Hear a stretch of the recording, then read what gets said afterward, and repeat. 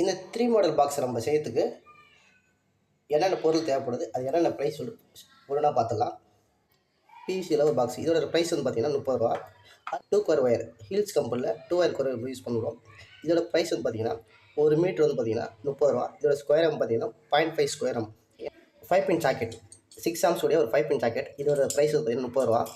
Top வந்து பார்த்தீங்கன்னா ஃபைபரில் வாங்கியிருக்கேன். இதோட ப்ரைஸ் வந்து பார்த்தீங்கன்னா 50.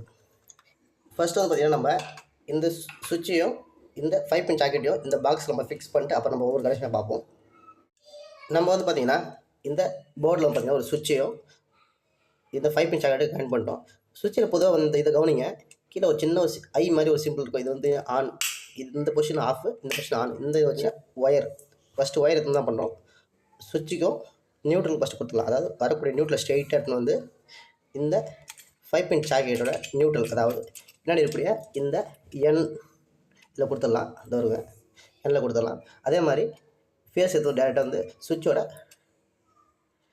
டாப்பில் கொடுக்கணும். ஏன்னா நான் என்ன சொல்லியிருக்கேன்னா, கீழே சின்ன சிம்பிள் மார்க்கில் இது வந்து ஆன். அப்போ என்ன பாருங்கன்னா, வரக்கூடிய சுவிட்ச் வந்து மேலே கொடுக்கணும். ஆன் பண்ணால் தான் இந்த லைனுக்கு போகணும்.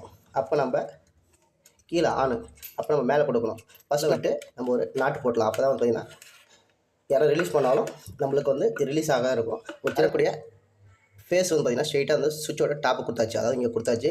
வரக்கூடிய நியூட்டில் ஸ்ட்ரெயிட்டாக எடுத்துன்னு வந்து நம்ம இந்த 5 பின் ஜாக்கெட்டோட நியூட்டில் கொடுத்தாச்சு. இப்போ என்னென்னா, நம்ம சுவிட்சில் இருக்க மாதிரி கீழே இருந்து ஆன் பண்ணதுக்கப்புறம் இங்கேருந்து இந்த ஜாக்கெட் கனெக்ஷன் வரணும். அதாவது நம்ம சுவிட்ச் ஆன் பண்ணால் இந்த பாட்டத்துலேருந்து இந்த எல்லுக்கு வரணும். அதாவது சுவிட்சிலேருந்து எல்லுக்கு வரணும்.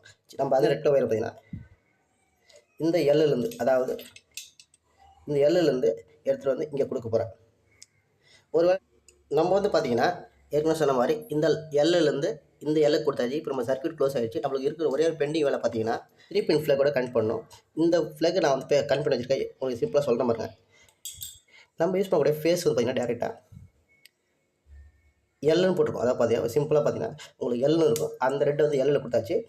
இந்த ஆஷ் கலர் நம்ம யூஸ் பண்ணுறது பார்த்தீங்கன்னா நியூட்ரல், அதாவது நம்ம சர்க்யூட்டில் இருக்கக்கூடிய இந்த நியூட்ரல் வந்து பார்த்திங்கன்னா ஃப்ளக்கோட என்னன்ற பாயிண்ட் கொடுத்தாச்சு.